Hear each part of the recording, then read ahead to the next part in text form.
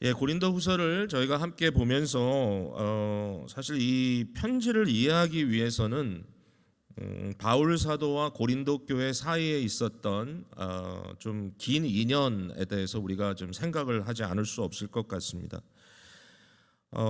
사도행전 18장에 기록된 바로 하면 고린도에서 바울 사도가 전도를 하게 되는데 거기에서 잠깐 있다 떠난 것이 아니라 하나님께서 그에게 격려하심으로 1년 반 동안이나 사실 우리에게 1년 반이라는 사역 기간은 뭐 이렇게 길지 않을지 몰라도 그 당시에 바울의 스탠다드로 얘기할 때는 에베소 다음으로 아주 긴 시간 동안 그 교회에 머물면서 교회를 설립하는 그런 일이 있었습니다.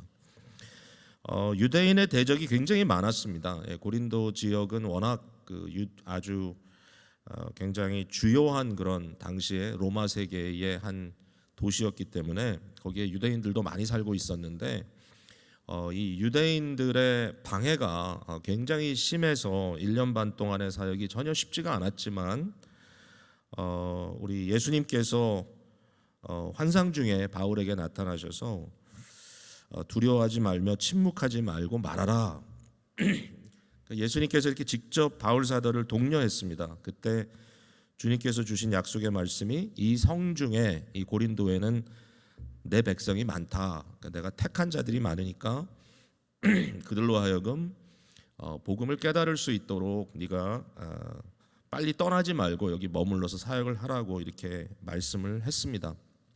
그 이후에 바울이 고린도를 떠나서 그저 다시는 고린도에 돌아가지 않은 것이 아니라 계속해서 고린도 교회와의 이런 관계 속에 있었다라는 것을 저희가 볼 수 있습니다. 지난 주간에 그 주빌리 위클리에 저희가 고린도 후서에 대한 배경 말씀을 좀 나눴었는데 여러분들이 참고하시기를 바라고요. 그때 우리가 나눈 이야기는 바울 사도가 고린도에 보냈던 편지는 적어도 4편이다. 4개의 편지를 보냈다.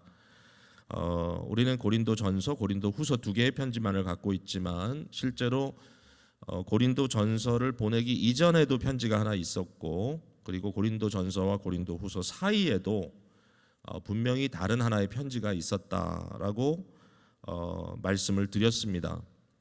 이 사이에 바울이 2번 고린도를 방문했었고 첫 번째는 교회 설립을 위한 방문이고 두 번째는 고린도 후서 이후에 고린도 전서를 쓴 이후에 방문을 했었는데 굉장히 슬픈 방문이 되었다라고 하는 이야기를 나눴었습니다.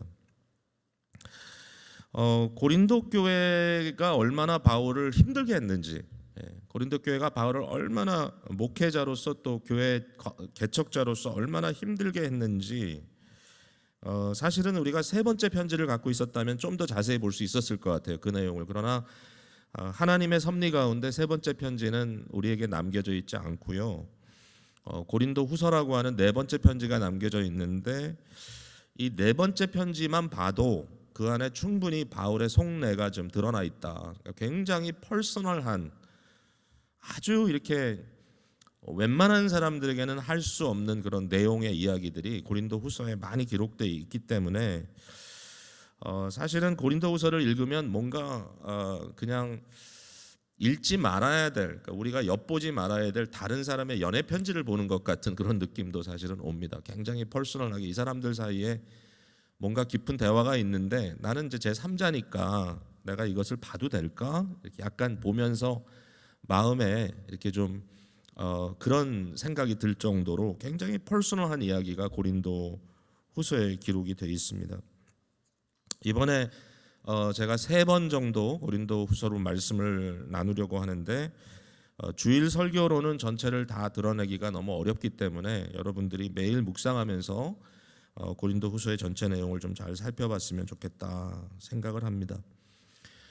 바울이 고린도 교회와의 관계에서 왜 이렇게 힘들었는가라는 것을 간단하게 설명을 하자면 뭐 어디서부터 시작을 해야 될지 모르겠지만 고린도 교회에 여러 가지 자체적인 문제가 있었다, 여러 상황들이 있었다는 것은 우리가 고린도 전서를 통해서 알 수 있는 거지만 거기에 더해서 심각한 문제가 있다면 그것은 고린도 교회의 바울이 지나간 이후에 이제 바울이 어프로브하기가 어려운 다른 리더들이 그곳에 있었다라고 하는 겁니다. 여러분 고린도후서 11장으로 한번 가보시면요. 11장에 가보면 뭐 나중에 우리가 읽게 되겠지만 11장 5절에 이런 얘기가 나와요. 나는 지극히 크다는 사도들보다 부족한 것이 조금도 없는 줄로 생각한다. 지극히 크다는 사도들보다. 이 똑같은 말이 12장 11절에도 또 나와요. 중간에 보면 내가 아무것도 아니나 지극히 크다는 사도들보다 조금도 부족하지 아니하다. 그러니까 여기에 뭔가 이렇게 바울이 비교되고 있다고 하는 사실을 보게 되죠. 근데 여기에 누구와 비교가 되냐면 지극히 크다는 사도. 그러니까 이 말은 그 사람들이 실제로 지극히 크다는 것이 아니라 그렇게 불려졌던 굉장히 대단한 사도들이 있었다라는 거죠. 근데 이제 사도라고 말을 하니까 그럼 이게 베드로야, 뭐 누구야 이렇게 쉽게 생각할 수 있지만 사실은 그런 것이 아니라 스스로 사도라고 칭하는 자들이라고 말할 수 있을 겁니다. 그러니까 실제로 예수님께서 택하신 12사도 중에 한 사람이 아니고 그런 사람들이 아니라 그 당시 교회 초기에 이제 이곳저곳을 다니면서 스스로 굉장히 대단한 사도라고 이렇게 말을 했던 그런 사람들인데 이 사람들에 대해서 바울 사도는 사실은 그 정체에 대해서 전혀 숨기질 않아요. 사실 어려운 얘기를 합니다. 11장 여러분 다시 한번 보시면요. 13절에 그런 사람들은 거짓 사도요 속이는 일꾼이니 자기를 그리스도의 사도로 가장하는 자들이다 그랬습니다. 그러니까 여기 뭐 분명하게 거짓 사도다. 그들은 속임수를 쓰는 사람들이다. 주의 일꾼이라고 이야기를 하지만 사실은 그리스도의 사자가 사도가 됐다고 이렇게 가장하는 가면을 쓰고 나타난 그러한 사람들이다. 근데 여기에 대해서 정말 우리가 관심 갖고 봐야 될 얘기를 합니다. 14절 15절에 보니까 이것은 이상한 일이 아니다 그랬습니다. 사탄도 자기를 광명의 천사로 가장하나니 그러므로 사탄의 일꾼들도 자기를 의의 일꾼으로 가장하는 것이 또한 대단한 일이 아니니라. 여러분 뭐 대단하죠. 그러니까 이 지극히 크다고 스스로 이야기하는 사도들의 정체를 들여다보면 그들은 거짓 사도일 뿐만 아니라 사탄의 사자들이다. 사실은 사탄도 아주 광명한 천사로 가장하고 나타나는 경우들이 있다. 너희가 그걸 알지 않느냐? 여러분 영적인 분별을 하지 않으면 안 되는 이유가 여기 있는 거죠. 그러니까 이제 일반적인 세상의 스탠다드로 봤을 때는 굉장해 보이고 아주 지극히 큰 사람들로 보이는데 사실은 그 지극히 큰 사람들의 내면을 들여다보면 사탄이다. 사탄의 사자들이다. 이렇게까지 바울이 이야기를 하는 겁니다. 바울이 왜 이렇게 마음 아파했느냐 하면은 11장의 내용을 읽어보면 바울이 고린도 교회를 어떻게 생각했냐면은 아주 순전한 신부라고 이렇게 생각을 했어요. 그러니까 처음 주님을 영접하고 저들이 예수 그리스도를 만나서 그 기뻐하는 그러한 모습을 생각하면서 바울은 자기 자신을 영적인 중매쟁이라 이렇게 얘기했어요. 그러니까 자기와 결혼시킨 것이 아니라 예수님과 결혼시키기 위해서 고린도 교회는 아주 순전한 신부고 그리고 예수 그리스도가 참 신랑이고 나는 중매쟁이. 그러니까 두 사람이 만나서 가정을 이루는 것이 너무 행복한 그런 아주 중매쟁이로서 자기의 역할을 이야기하는데 문제가 뭐냐면은 창세기 3장에 사탄이 나타나서 뱀의 모습으로 나타나서 하와를 꼬셔서 결국은 그가 순수한 자리에서 이탈하게 되었던 그걸 이제 예를 들면서 지금 부부가 가정을 이루고 잘 살고 있는데 이 어떤 다른 사람이 나타나 가지고 이 여인을 꼬여내는 그래서 결국은 이걸 좀 뭐 현대적인 그런 표현으로 이야기하자면 바람피게 하는 이러한 상황으로 만들어갔다는 것에 대해서 이제 바울 사도가 굉장히 마음 아파요. 저들이 전한 것은 다른 예수다, 다른 영이다, 다른 복음이다 이렇게 이야기를 하고 있습니다. 근데 이 거짓 사도들이요, 이 지극히 크다는 사도들이 이제 바울이 그 고린도 교회에 왔다 갔다는 사실을 모르겠습니까? 이 교회는 바울이 설립을 한 교회야. 그리고 바울의 편지도 이렇게 오고 가고 하는 걸 봤단 말이죠. 근데 이제 이 사람들이 바울을 어떻게 해서든지 이제 크레딧을 떨어뜨려야 되잖아요. 자기가 하고 싶은 대로 하려면. 그러니까 바울이 좀 없어져야 되는데 이제 바울을 없애기 위해서 썼던 방법은 뭐냐면 바울의 메시지를 공격한 것이 아니라 물론 그것도 했겠지만 바울을 공격했습니다. 그러니까 메신저를 공격하는 겁니다. 봐라, 그 사람 뭐 별 볼 일 없는데 그 사람 말을 왜 듣냐, 이제 이렇게 된 거죠. 근데 사실상 고린도 교회가 설득당했습니다, 그들에게. 그러니까 이제 어떤 내용이었냐면은 이제 고린도 교회도 그걸 본 거예요. 첫 번째는 바울이 보니까 굉장히 삶이 가난해요. 누추하고. 이건 어떤 배경을 갖고 있냐면은 바울 사도가 이 고린도 전도를 하러 갔을 때 고린도 교회를 시작하면서 어떤 마음이 들었냐면은 고린도 교회, 제가 이 고린도 전서 설교하면서 얘기를 좀 드린 것 같은데 고린도 지역이 워낙 그 경제적인 활동이 굉장히 활발하고요, 돈이 굉장히 중요한 지역이에요. 네. 제가 이제 이런 얘기를, 사실 이게 되게 재밌는 게 중국 선교를 하다가도 이 얘기가 번뜩번뜩 나와요. 예를 들면 중국의 웬저우라고 하는 지역은 한국으로 얘기하면 역사 속에 옛날에 서북민들처럼 굉장히 그 비즈니스에 발이 빠른, 그래가지고 돈 문제가 나오면 교회가 항상 어렵다, 이런 얘기를 중국에서도 하거든요. 그러니까 돈에 대해서 굉장히 예민한 지역 고린도 교회. 그러다 보니까 바울 사도가 어떤 결정을 했냐면은 내가 고린도 교회와는 금전 관계를 안 하겠다 그랬어요. 그래가지고 본인이 브리스길라와 아굴라와 함께 장막 깁는 일을 하면서 전도를 시작했어요. 여러분 다 아는 얘기예요, 이게. 근데 그 일만 해가지고는 사역이 안 되잖아요. 어떻게 일하면서 사역한다는 게 이게 뭐 계속한 게 아니에요, 바울이. 그러다 보니까 그 내용을 보면 마게도니아에 있던 동역자들이 내려와서 바울을 돕습니다. 고린도까지 와서, 아가야로 와서, 빌립보 교회가 있는 지역에. 그러니까 결국 오늘 본문 11장에, 본문은 아닙니다. 11장에 보면 그냥 쭉 나오는데 바울이 이제 이 돈 문제를 가지고 고린도 교회 교인들이 자기를 공격을 하니까 굉장히 마음 아파하면서 하는 말이, 그러면 내가 마게도니아 사람, 즉 빌립보 교회 사람들을 욕보이긴 것이 아니냐. 왜냐하면 바울이 먹고 살아야 되잖아요, 사역자도. 그러니까 사역에 집중하기 위해서 후원을 받아야 되는데 고린도 교회 지금 사역을 하면서 고린도 교인들한테 후원을 받은 게 아니라 마게도니아 교인들에게 후원을 받은 거예요, 자기가. 그러니까 마게도니아에서 일하던 사람들이 와서 바울을 지원하기 시작했다는 거죠. 그러니까 내가 너희에게 짐을 씌우지 않고 마게도니아에 후원을 받은 것이 마게도니아 교회에게 내가 굉장히 큰 실수를 한 거구나, 이제 이런 이야기를 하는 장면이 나오는데, 이제 이러다 보니까 사실상 바울 사도가 충분치가 않아요, 생활이. 어려웠단 말이죠. 그러니까 가난한 것을 무릅쓰고 한 거예요, 고린도에서는. 근데 고린도는 워낙 돈을 밝히는 지역이에요. 근데 되게 재밌는 게 아마도 이 거짓 사도들이라고 왔던 사람들은 모금을 굉장히 잘하는 사람들. 돈이 빵빵해 아주. 그러니까 일단 외모에서부터 이 사람들은 가난한 티가 나지 않고 뭔지 몰라도 하나님께 복을 받은 자들처럼, 우리가 그런 표현을 하잖아요. 성공한 사람이에요, 성공한 사람.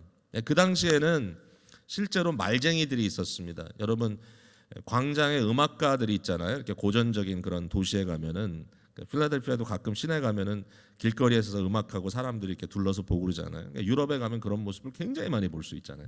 근데 당시에 그 유럽에서는 어떤 문화가 있었냐면 광장에서 아테네 보면 이제 그 얘기가 이제 아주 중요하게 나오는데 새로운 아이디어들을 가지고 와가지고 이렇게 말을 하면서 사람들을 이렇게 굉장히 귀를 이렇게 빨아들이는 그러한 사람들이 있었던 거죠. 그러니까 이 사람들이 얼마나 말을 잘하느냐에 따라서 수입을 많이 올릴 수 있는 겁니다. 그러니까 오늘날은 여러분들이 보통 이제는 뭐 TV도 안 보고 대부분 인터넷이나 유튜브를 통해서 여러분 뉴스를 접하잖아요. 그러니까 그 당시에는 그런 게 없죠, 물론. 그러니까 사람들이 이처럼 어느 지방에서 막 올라와 가지고 핫한 뉴스를 전하고 막 이렇게 하면 사람들이 거기에 귀를 기울일 수밖에 없는 이런 건데, 재밌게 너무 흥미롭게 이야기를 하면 그 사람들에게 돈을 던져주는 있다는 거죠. 그러니까 이 슈퍼 어퍼슬들은 그런 일을 잘했던 것 같아요, 제가 보니까. 그래서 모금을 잘한 거예요, 사람들에게. 사람들이 이 사람들 대단하다 그러면서 재밌게 들어주고. 자, 그러니까 바울은 1차적으로 가난했다 그랬어요, 비교적. 두 번째는 뭐냐면 바울이 외형적으로 임프레시브하지 않았다는 거예요. 그러니까 바울에 대한 얘기가 이제 고린도후서에 나오잖아요. 그 사람의 편지를 보면 굉장히 무게가 있는데 바울은 글이 되게 아주 글을 보면 막 하나님의 권위가 뚝뚝 거기에 막 떨어지는데 직접 대면하고 나니까 이 사람이 정말 별 볼 일 없다. 그러니까 바울이 두 번째 찾아갔을 때 이걸 경험한 거예요. 그 슈퍼 어퍼슬, 그 지극히 크다는 사도들이 한테 아주 비난을 받기 시작한 그 장소에서 바울이 자기가 개척한 교회 가서 잘못된 것을 막 지적하고 이러니까 그 사람들이 보면서 너 같은 게 무슨 사도냐. 거기에 이제 심각한 문제가 뭐냐면 바울의 말이 시원치 않았다. 바울이 말이 시원치 않았다. 이건 사역자로서는 굉장히 큰 핸디캡이죠. 바울의 말이 왜 시원치 않았을까요? 저는 바울이 말을 참 잘했을 것 같은데 뭔지 모르겠어요. 이게 무슨 바울이 말하는 자기 육체의 가시하고 연결돼 있는 건지 이걸 좀 제해달라고 얘기했던 건지 모르겠지만 바울의 말이 조라다. 바울이 말을 잘 못한다. 이 얘기를 이제 하기 시작한 거죠.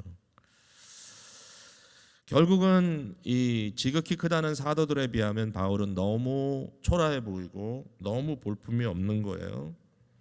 그러니까 성공적인 사역자들에 비해서 바울은 실패한 사역자처럼 보였던 거예요. 그러니까 바울이 얼마나 수치를 당하고 왔냐 하면 그때 결국은 두 번째 방문을 하고 나서 지금 오늘 본문에도 그런 얘기가 나옵니다만은 세 번째 가려고 다 마음 작정을 했는데 떠나질 못하는 거예요. 나중에 여러분 보면 다 나와요. 그 얘기가. 내가 갔다가 또 이처럼 수치를 당하면 어떡할까? 바울이 불안하니까 굉장히 인간적인 모습이 여기 그려집니다.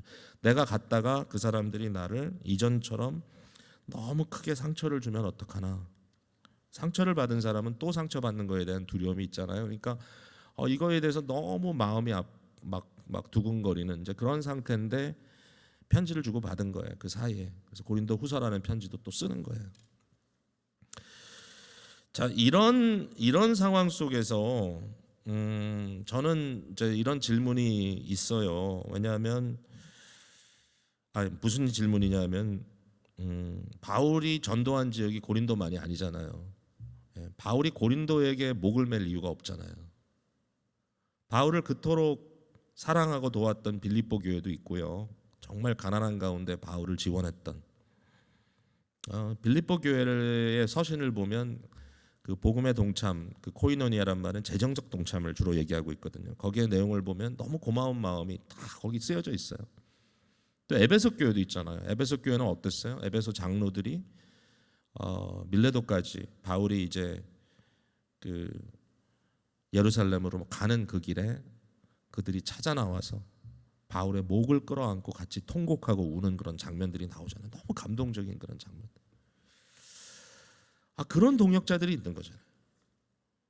자기와 함께 사역하는 많은 또 디도라든지 디모데라든지 아굴라, 브리스길라, 실바누스 같은 사람, 이런 사람들이 주위에 있는데 아니 왜 이처럼 고린도 교회와의 관계를 포기하지 않고 있을까?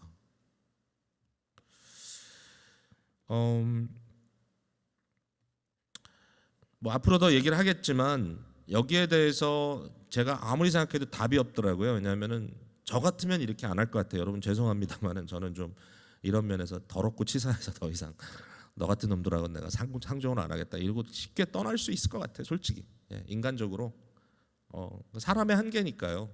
아니 나를 막 모욕하고 나를 휴밀리에이트 하는데 왜 그 사람들을 붙들고 계속해서 뭐 연보하라는 얘기도 하고 왜 그런 얘기를 하겠어요. 몇 번 얘기했다 안 들으면 그냥 그만두는 거지 뭘 그걸 계속 질질 끌면서 마치 구걸하듯이 사랑을 구걸하듯이 이렇게 얘기를 할 필요가 뭐가 있느냐. 여러분 어떻게 생각하세요? 이게 고린도 후서를 읽으면서 여러분이 마음에 가져야 될 중요한 질문입니다. 이게 자꾸 사역자는 남이라고 생각하고 여러분은 딴 사람이라고 생각하지 마시고 바울 속에 역사하는 그리스도의 모습이 여러분 속에 역사하는 그리스도의 모습으로 나타나야 되는데 과연 그리스도께서 왜 이렇게 하시느냐라고 했을 때 저는 이제 여기에 대한 답을 결국 이렇게밖에 찾을 수가 없었어요. 그게 뭐냐면 예수님께서 바울에게 나타나셔서 고린도 교회 사역을 시작할 때 하신 말씀이 있잖아요. 이 성에 내 백성이 많다. 그러니까 예수님의 백성들이라고 하는 것을 바울이 놓지 않았던 거죠. 그냥 별거 아니면 이런 거짓 사도들이 그들을 유린하고 그들의 인생을 망친다 할지라도 뭐 지네가 다 받을 만하니까 그렇게 된 거지. 그 사람들이 왜 나를 이렇게 교인들이 나를 이렇게 욕되게 할 필요가 뭐가 있어? 그러면서 떠날 수 있지만 그들 속에 하나님의 백성, 그리스도의 백성이 많다라고 하는 그리스도의 말씀, 즉 또 자기가 참 사도라고 하는 확신, 내가 그리스도의 종이다. 결국 뭐예요? 맡은 자에게 요구되는 것은 충성이다라고 바울이 얘기하는 거죠. 이 다 고린도후서이잖아요. 하나님께서 그리스도께서 내게 맡겨진 일에 대해서 그리스도의 참 사도로서 내가 충성하는 것 외에는 내가 뭘 다른 걸 하겠는가? 아무리 어렵고 그 길이 힘들고 내게 수치와 수모가 오는 길이라 할지라도 내가 참 사도요. 그러니까 오늘날 사역자하고는 비교할 수 없는 거예요. 사도의 어떤 독특성이 있어요. 사도가 없으면 그리스도의 메시지가, 그리스도의 계시가 전달될 수 없는 거예요. 네. 오늘과는 또 다른 거예요. 오늘 뭐 어떻게 보면 목회자의 좀 홍수고 뭐 내가 없으면 절대로 안 돼. 도리어 이런 독선이 문제가 되는 시대잖아요. 오늘은 좀 자리를 비껴주는 것이 더 덕이 되는 시대일 수 있지만 그 당시에 바울에게 있어서는 유일한 그리스도의 이방인을 향하여 이방의 빛으로 부름받은, 구약의 예언이 자기에 대한 예언이 있었다고 믿었던 사람이니까 그리스도께서 그렇게 말씀하셨고, 이제 여기에 대해서 결국은 그리스도의 심장을 가지고 그들을 봤기 때문에 절대로 쉽게 포기할 수가 없었다. 이게 이제 바울의 마음이었다라고 생각을 하는 거죠. 이게 예수님의 마음이죠. 우리를 향한. 다른 길이 없나니. 예수 그리스도 외에는 아버지께 나갈 길이 없는 거예요. 우리 주님께서 그냥 쉽게 포기하고 우리 곁을 지나가 버리신다면 우리는 멸망당하는 거예요. 우리는 사탄에게 유린당하는 거예요. 다른 길이 없는 거예요. 그러니까 어떨 때는 우리가 하나님께 그렇게 마음 아픈 행동들을 하지만 결국은 주님께서 택한 백성들을 놓지 않고 오늘도 찾아오셔서 여러분 마음을 두드리고 있다는 거예요. 우리가 이거 깊이 생각해야 돼요. 나 같은 자에게 주님은 언제나 항상 있을 거야. 뭐 주님은 뭐 어쩔 수 없지 않겠어. 하나님을 향하여 하나님의 은혜가 마치 값싼 것인 것처럼 하나님을 향하여 막 욕된 말을 하고 이러한 사람들의 그런 잘못된 생각을 빨리 바꿔야 돼요. 왜 주님께서 이처럼 우리에게 공유를 베푸시는가? 주님이 뭐 할 일이 없어서? 다른 데에서는 주님이 사랑받을 수가 없어서? 아니요. 주님이 없이는 우리가 살 수 없는 자이기 때문에 공유를 베푸시는 거죠. 자, 이러한 상황 속에서 바울이 이러한 어려운 상황을 극복하는 방법이 뭔가, 바울이 어떻게 그것을 극복하는가라고 하는 그 시크릿이 사실은 1장에 나와 있다고 저는 봐요. 바울이 어떻게 이런 어려운 이 환경을 극복했는가? 거기에는 하나님의 성품이에요. 하나님의 성품. 하나님은 어떤 분이신가? 그리고 그 어떤 분이신지를 보여주시는 그 하나님의 그 성품이 나의 사역에 어떠한 영향을 미치고 있는가? 이 얘기를 오늘 본문 속에 말씀하고 있어요.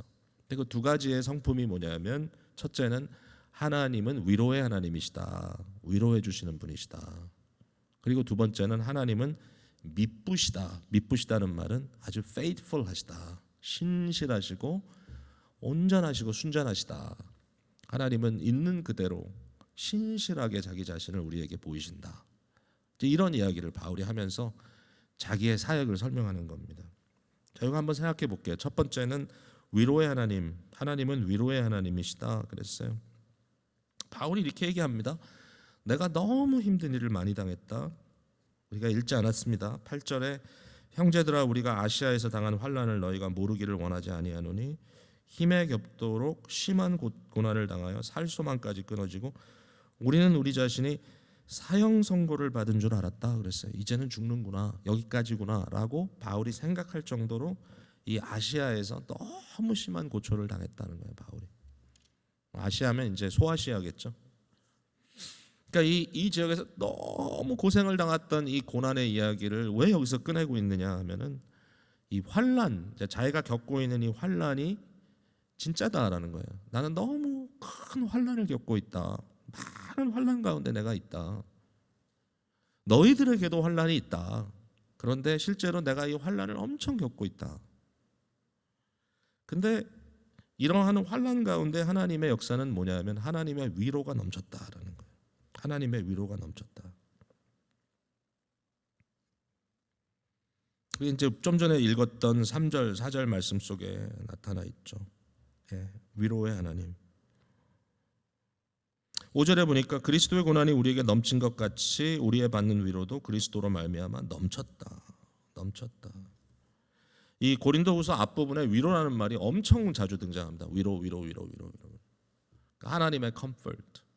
근데 이제 언뜻 생각하면 오해할 수 있어요. 그러면 하나님이 계속해서 우리를 이렇게 딱 토닥거리고 계시는구나. 하나님은 우리를 토닥거리는 하나님이시구나. 근데 이제 오늘날 이 시대가 하도 그 테라피우틱한 시대가 되다 보니까 우리가 위로받기 원하고 항상 설교할 때도 위로해 주세요. 그러니까 나쁜 얘기는 하지 마세요. 뭐 힘든 얘기, 어려운 거 우리에게 얘기하지 마세요. 근데 과연 그런 건가? 하나님의 위로가 아무런 서브스텐스가 없는, 내용이 없는 그냥 아유 참 힘들겠구나 이렇게 위로해 주는 위로인가? 근데 들여다보면 그게 아니죠. 하나님의 위로는 어떤 위로인가 하면 내가 그 위로를 경험했을 때 내가 받은 위로 때문에 나도 다른 사람을 위로할 수 있는 거기에 어떤 중요한 알맹이가 들어가 있는 거죠. 그 중요한 알맹이가 뭐냐 하면은 다른 게 아니에요. 이제 예수 그리스도의 고난에 동참하는 거고, 예수 그리스도의 고난에 동참할 때 하나님께서 오직 죽은 자를 다시 살리시는 그 역사를 우리에게 주신다고 하는 확신이 여기 들어가 있는 거예요. 복음이에요, 복음. 그러니까 이 위로는 그냥 아이고 힘들겠다 호호 불어주는 위로가 아니라 어떨 때는 잘라내고 수술하는 위로인 겁니다. 실제로 우리의 문제를 궁극적으로 해결해 주시겠다고 하는 주님의 복음적 사역인 것이죠.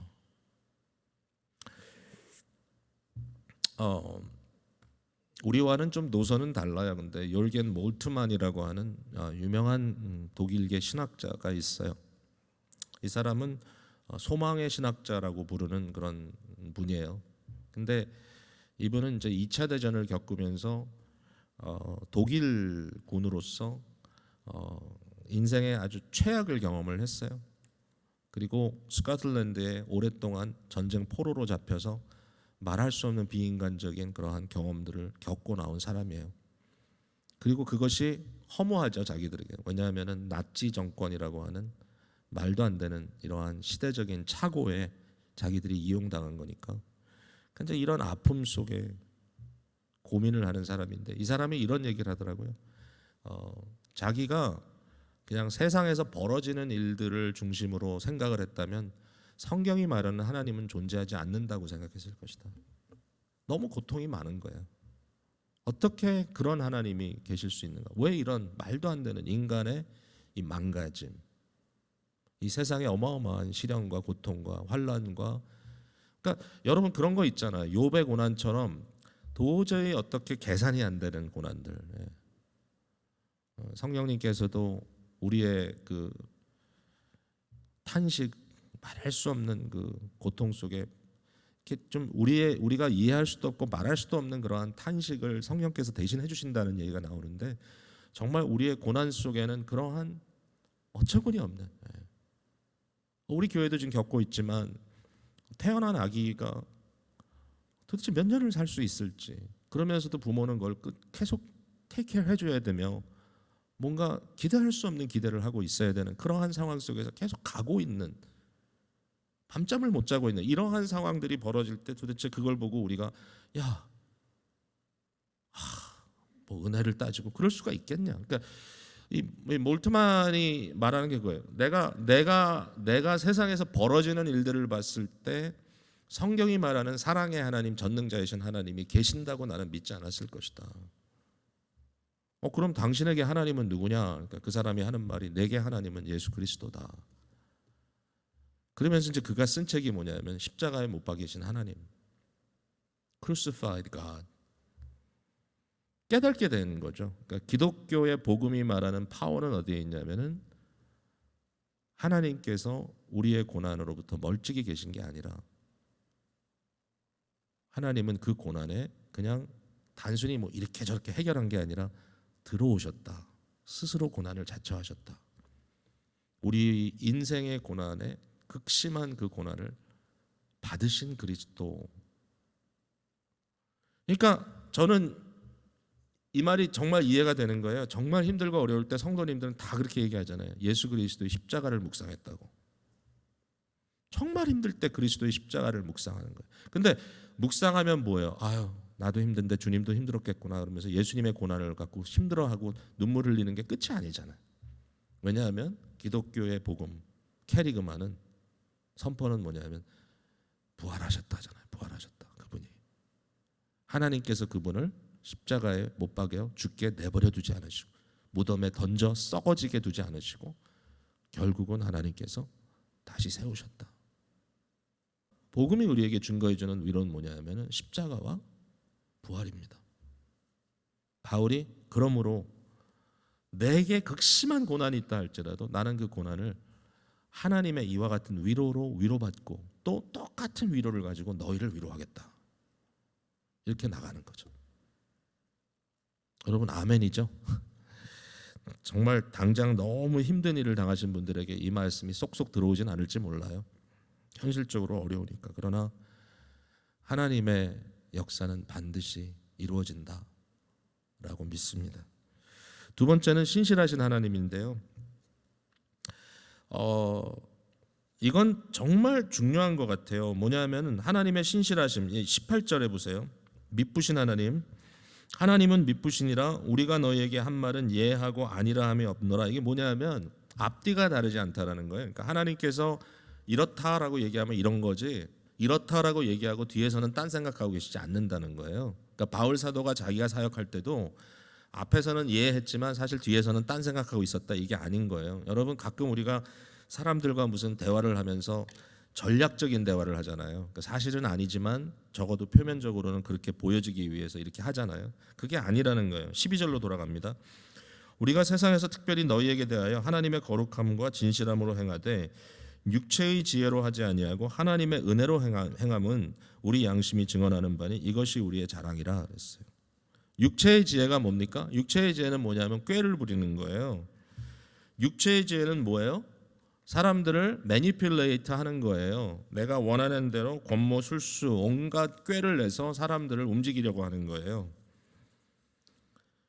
고린도 교회를 향하여 바울 사도가 무슨 생각을 안 했겠어요? 이 어려운 상황 속에서 어떻게 하면 내가 이 사람들의 마음을 좀 사볼까? 어떻게 하면 이 사람들이 내 말을 좀 듣게 해볼까? 온갖 육체적 지혜로 할 수 있었지만 바울은 끝까지 하나님의 은혜만 바랐던 거예요. 이건 뭐예요? 은혜는 뭐예요?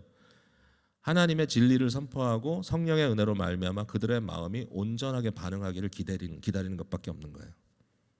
그러니까 예스는 예스라고 얘기하고 반응을 기다리는 거예요. 아, 예스라고 얘기하면 안 들을 것 같은데 이런 거 아니에요. 그러니까 이중적인 잣대를 가지고 이중적인 생각을 하면서 그냥 뭐 이렇게 여러 가지 방법을 통해 사람들을 매니플레이트하는 그거 아니에요. 여러분 사람이 어떻게 변합니까? 여기에 대한 이제 복음적 고민이 우리에게 있어요. 저도 이런 고민을 많이 할 수밖에 없어요. 사람이 어떻게 변하느냐? 믿어야 돼요. 뭘 믿어야 되냐? 우리는 우리 내면의 역사는 성령의 역사를 믿어야 돼요. 사람의 변화는요 율법의 행위로 변하지 않는 거예요. 율법의 행위로. 이 얘기를 또 하려면 시간이 좀 걸릴 것 같아 제가 좀 아쉽긴 한데요. 갈라디아서를 이번 주에 또 제가 다시 읽으면서 굉장히 진지하게 깨달은 게 뭐냐면 우리가 가끔 믿음과 행위를 이렇게 자꾸 대조시키잖아요. 그게 아니더라고요. 믿음과 행위의 대조가 아니라 제가 보여드려야 되는데 어쨌든 믿음과 행위의 대조가 아니라 갈라디아서 3장을 한번 가서 읽어보세요. 믿음과 행위의 대조가 아니라 율법의 행위와 믿음의 순종 이 두 가지를 대조하고 있어요. 그러니까 믿음으로 들음이라는 말이나 듣고 믿는다는 말이지만 사실은 제대로 번역을 하면 믿음의 들음이라는 말은 성경적인 들음은 그냥 듣는 거 아니에요. 그냥 머리로 듣는 게 아니라 오베이 하는 거예요. 청종이에요. 듣고 순종하는 거예요. 그러니까 율법의 행위를 통하여 사람이 변하느냐? 아니다. 믿음의 들음을 통해 변한다. 왜? 율법의 행위는 결국은 돌비에 세운 법이에요. 그러니까 외형적인 거예요. 그러나 믿음은 신비, 마음에 새겨진 하나님의 법이에요. 그러니까 믿음이 너무 중요해요. 믿음이 없는 사람은 믿는 사람이 아니에요. 예수 믿는 사람 아니에요. 그러니까 외형적인 것들로 컨펌되는 사람들은 예수 믿는 게 아니에요, 사실은. 그건 율법적인 사람들이에요. 율법의 행위를 하고 있는 거예요. 여러분, 교회가 모이지 못한다.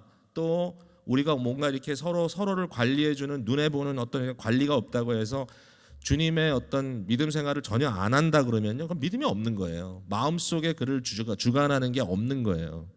그러니까 이게 되게 델리케트합니다. 그러니까 심령의 변화가 있고 그 심령의 변화를 통하여 그것이 믿음의 행위로 나아가는 것. 여기에서 말하는 것은 뭐냐면, 유일하게 중요한 건 뭐냐면 사랑으로 역사하는 믿음이라고 바울이 얘기해요. 갈라디아서 오해하면 안 돼요. 그러니까 구원을 어떻게 받느냐? 행위로 구원받는 거 아니다. 순종해서 구원받는 거 아니야. 어떻게 구원받느냐? 그냥 머리로 깨닫는 구원받는다. 그런 거짓말이 어디 있어요? 그건 잘못된 거예요. 제가 잘못된 복음을 많이 전한 거예요.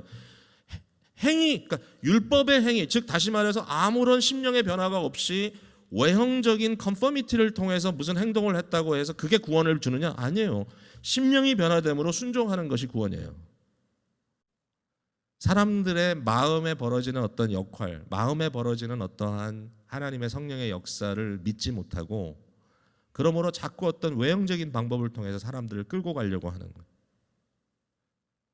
어느 교회 목사님은 교인들이 재정적인 헌신을 안 한다 생각했어.